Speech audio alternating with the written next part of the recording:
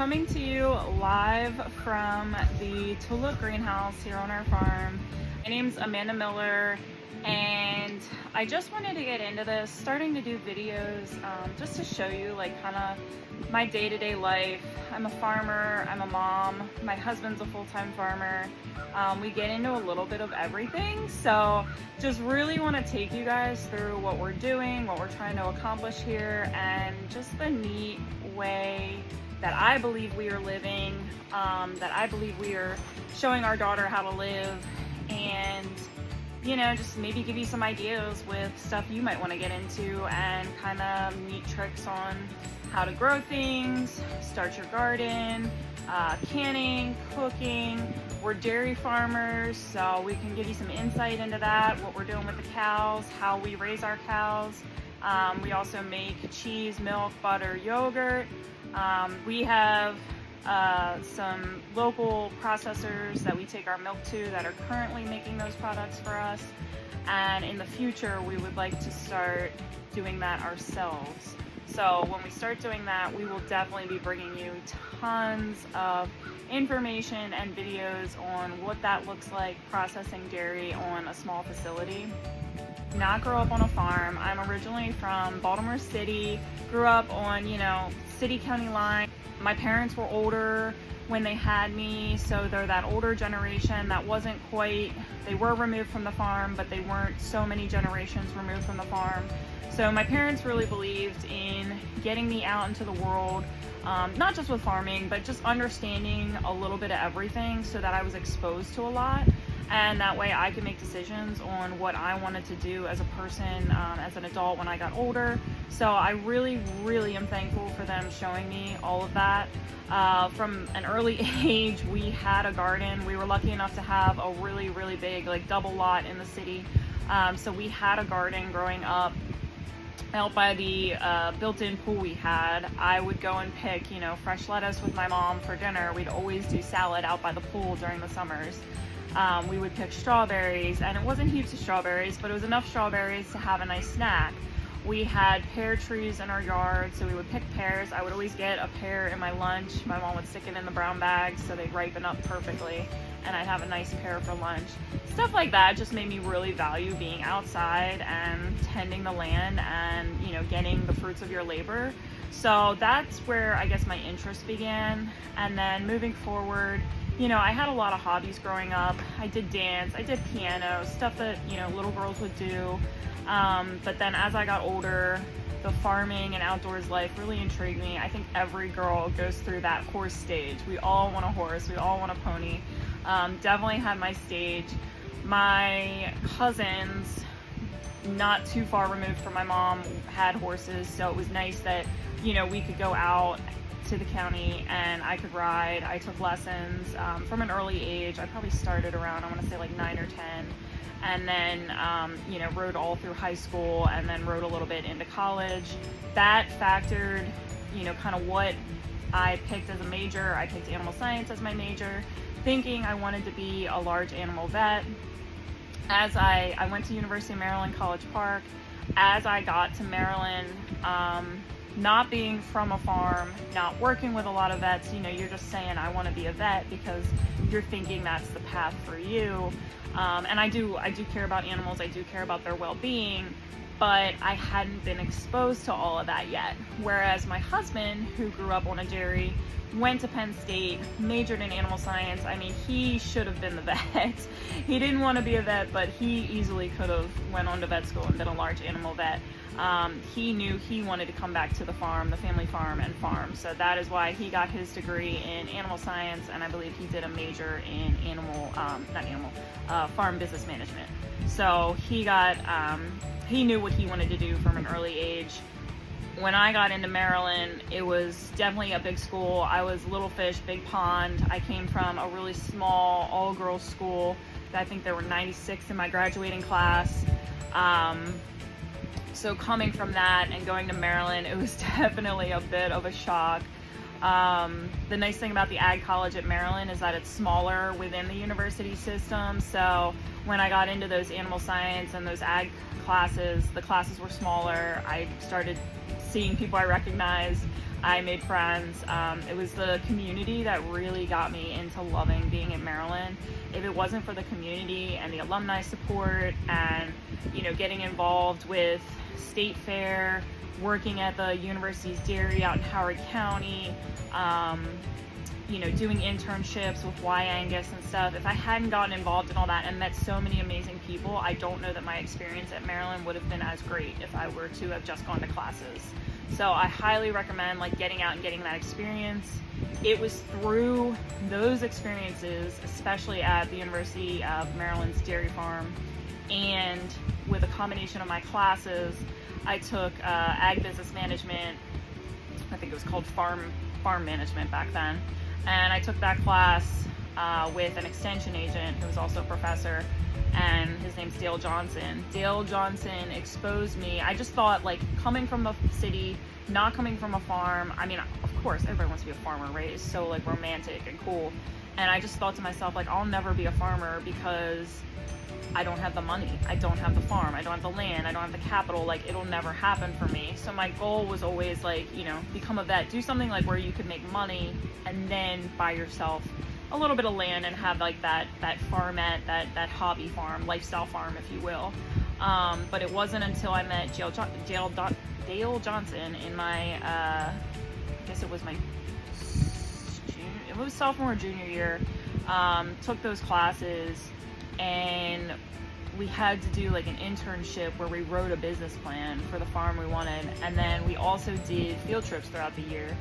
And one of the field trips was out to a Western Maryland dairy where they were doing like 100% grazing and kind of like a New Zealand model. And I just like fell in love with that. Like, I fell in love with seeing the dairy cows I love, but seeing them on pasture, seeing them in green grass, and seeing how low the inputs and the labor and the cost and everything was to be able to manage that type of system.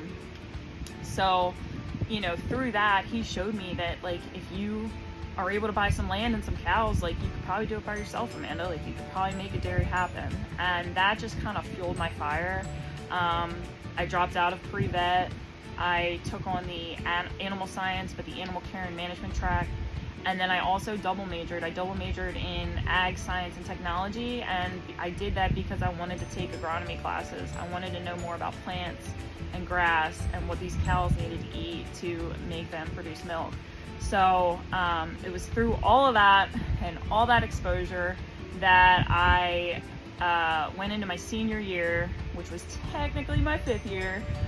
Because I picked up that other major, I needed a few more credits, and that I took off that last year and actually got a job in, so let me think about this. My 4th year, I took off and I moved to Australia.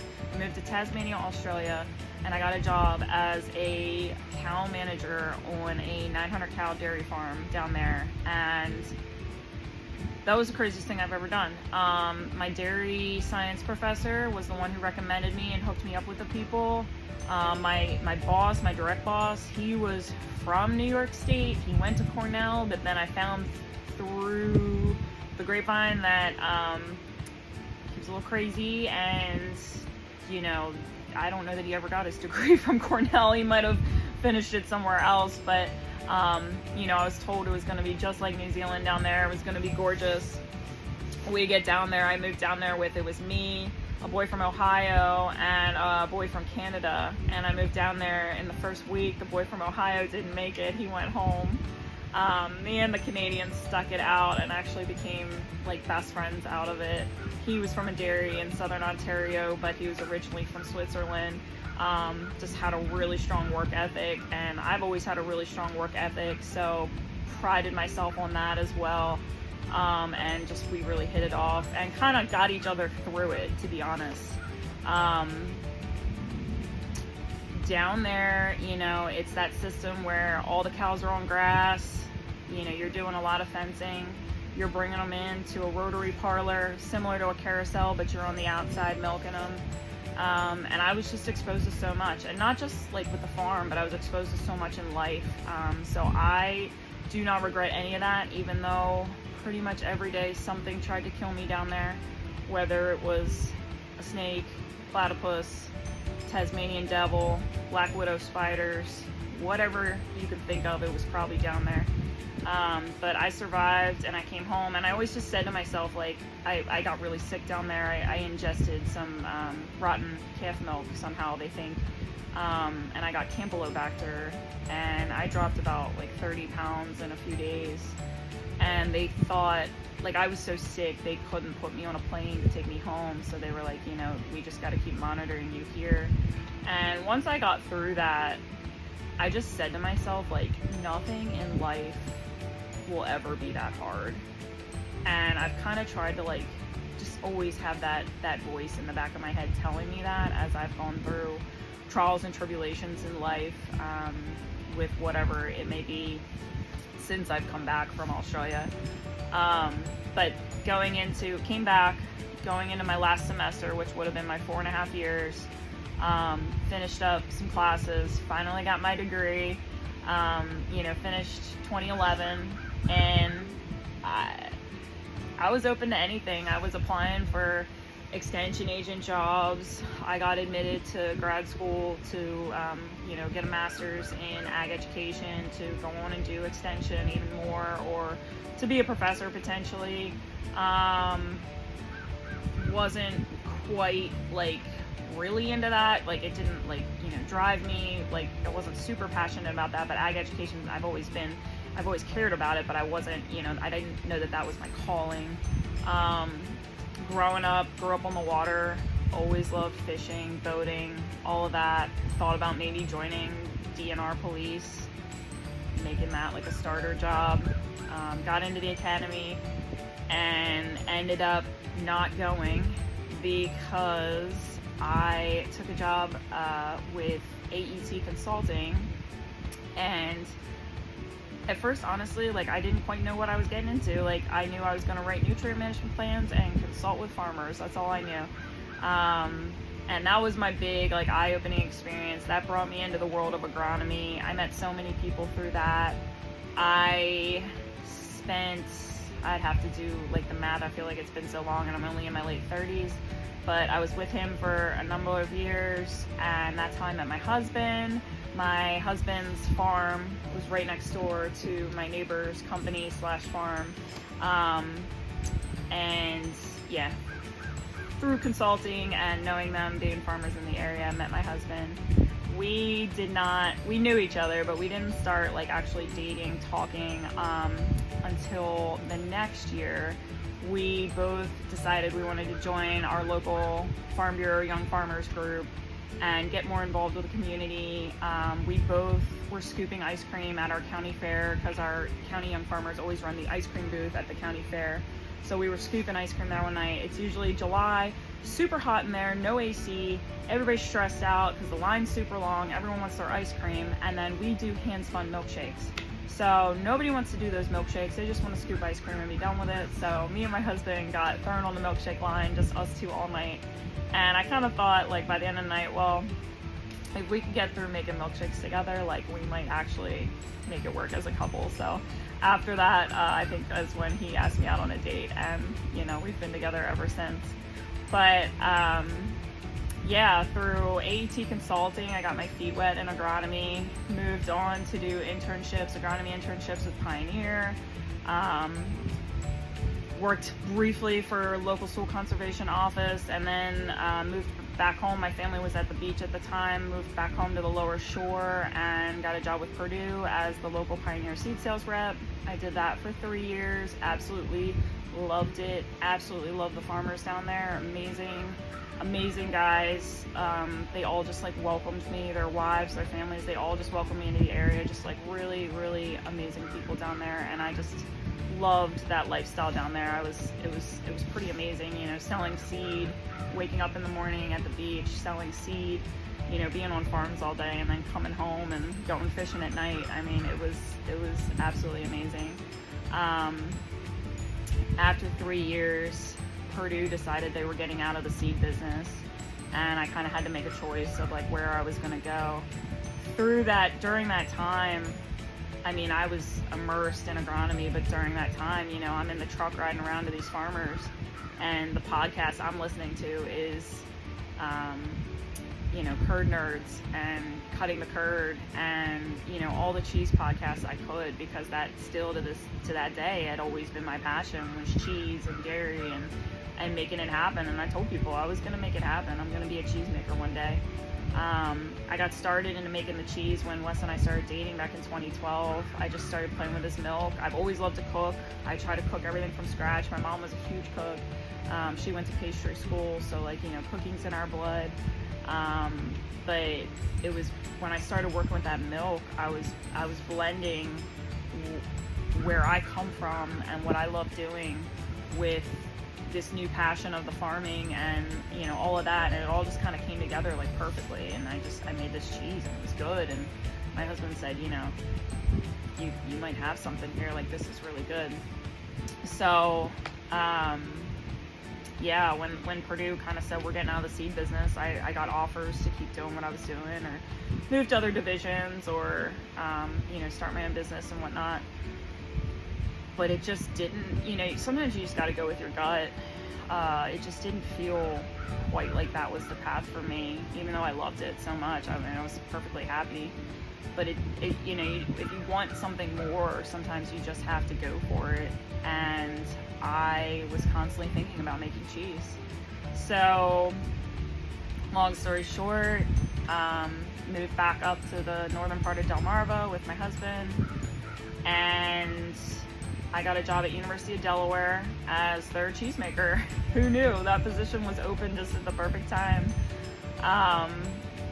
They had not been making cheese yet, so I got in there, started making cheese with them.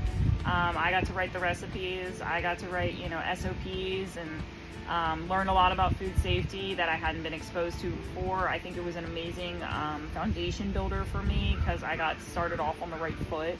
I'm a huge believer in quality and cleanliness, and they were too, so it was great to learn from them, be in that university setting where you're doing stuff right. We had some complications with the building, but who doesn't? And that was just stuff you had to work around, and it was cool to see hey, they didn't, somebody didn't put this in right. This is what we're dealing with. Keep that in mind if you want to build your own plant in the future. This is not what you want to deal with. So that was pretty cool to see that. And then worked for them for 3 years, and I just didn't know where that might be going. And I say that because, I was in a position where I didn't quite see where I could move up. And we were on a hiring freeze because COVID had happened, and they were potentially thinking no salary raises or hirings for the next year and a half. And I didn't kind of like where I was sitting with that. Stuff was really starting to take off at the home farm, my husband's farm, with the cheese and stuff we were selling here at the farm. So my father-in-law was like, there's opportunity here for you to come in and kind of manage this. So I kind of just took a leap of faith, came back to the farm, working with my husband and my father-in-law, took on the role as marketing director, because technically we're not making our products, but I kind of just, grabbed the bull by the horns and just did my best with marketing. I don't have a degree in marketing, but it's not that hard. My biggest thing is talk to your customers, engage with them, see what they want, and make it happen. I pride myself on excellent customer service, excellent quality, and we're telling a story here that we truly believe in. I do get a little frustrated that we don't make our products, so some of the control is out of my hands. And if you know me, you know that I have a little bit of control freak issues. I like to own the situation. So definitely not super easy to be dealing with that. But we're hoping in the next year or so, we're going to be building a plant where we can start making some new products and bring new products to the lineup. That's my dream. Our dream is to live on this farm, raise our kids, and just keep farming. My husband loves working with the cows, but stuff's at a point right now where we're milking 180 cows. We're a little too big for what he wants to be, but we're also too small to make money on the commodity market. To be able to compete with other guys that are super efficient. They're milking 1,000+ cows. You also have to factor in your families and who needs to be making money off this farm to make it work, make it profitable. You know, what your debt ratio is, and just kind of like forecasting, which is tough. And we're also in like the beginnings of a transition period. We're in our late 30s. My husband's family, parents are in their early 60s, and his brother is full-time as well, and he's about 30. So, you know, we're all in that area where, you know, the younger generation is coming up and starting to manage a lot more and take over. And when I came back from University of Delaware, I still, you know, had my planting knowledge, and I said to myself, well, this position is not, like the marketing position with the cheese was not, it was full-time, but it wasn't, like I just have to keep working constantly. I'm one of those people that can't sit still. So to me, it was kind of like, you know, I could do that and not do a lot in my meantime, or I could start growing stuff and try to sell that as well. So since 2021, I started growing and selling flowers. I grow everything from seed, and then I also started buying in some plugs. I do bulbs, as you can see behind me. 2021 or 22 was when I also started doing winter growing. I want to say it was 2022 because I had gotten my first greenhouse. My first greenhouse, I did no heat in it, so that's more so for my spring flowers, early spring flowers, so I can hit the Mother's Day market. And then I put up this heated greenhouse. Last year was my first year with it, and it has been amazing to have a place to retreat to that is warm in the winter. Before that, I was growing all of my winter flowers in my cousin's greenhouse on the backside of the farm. He has a landscaping business, and he kind of dabbles in hanging baskets for spring. So I was using his in the winter when he wasn't using it, and then I put this greenhouse up because it just kind of made sense that I was going to go bigger with it and stick with it, and we're now in our second year of using it, and it's been great. With the flower market, everything is for the most part retail. I do wholesale to some of our small mom and pop like farm stores that either they're selling flowers and they just need some extra to fill, or they want to carry like our pre-made bouquets on display, and they do that as well. For the winter, I really try to emphasize on hitting the Valentine's Day market. I absolutely love growing flowers for Valentine's Day. It is just like a magical holiday that I always grew up. My mom would always decorate for Valentine's Day and make a big deal out of it. So I really like that I'm now like able to shower other people with that love with my flowers for Valentine's Day. Like it's just been really fun for me. Even if like it is not, you know, I'm not like, you know, making tens of thousands of dollars off Valentine's Day like some florists probably are. I don't care. As long as I am still staying profitable, I absolutely love growing flowers in the winter, walking into a warm greenhouse when there's snow outside, and being able to see these blooms in a few weeks. It's just, it really helps me mentally for the winter season. It helps my husband too. He's in here a lot as well. And yeah, with the flowers, my goal is never to get like really big and be a huge flower grower. I'm always looking at new options and doing things differently. But honestly, it's just something that I really enjoy doing. It's something for the soul. And I mean, I love color. I'm a creative. So, you know, I was like, if I'm not making cheese, I got to be creative in some other outlet. And the flowers have really, really been that for me. I enjoy talking with people at farmers markets and seeing how much joy it brings them as well. So the flowers, I don't know, like if we put up a creamery, I don't know if they'll be still around, you know, because I'll be so busy with that. It might just be like a personal thing where we keep them and we have them. But I invested in these because like I know it's something that we want on our farm and something that we just want for personal use, if anything. And yeah, if you ever have interest in the flowers, we're going to be doing a lot more stories as the weather starts warming up and kind of how I do things. So yeah, that was my story. It's a long one. You know, no one's journey is the same. And I thought it was worth hearing that I'm not from a farm. It took a really long way to get here. I'm still fighting every day for certain things and certain scenarios, and there's always a challenge.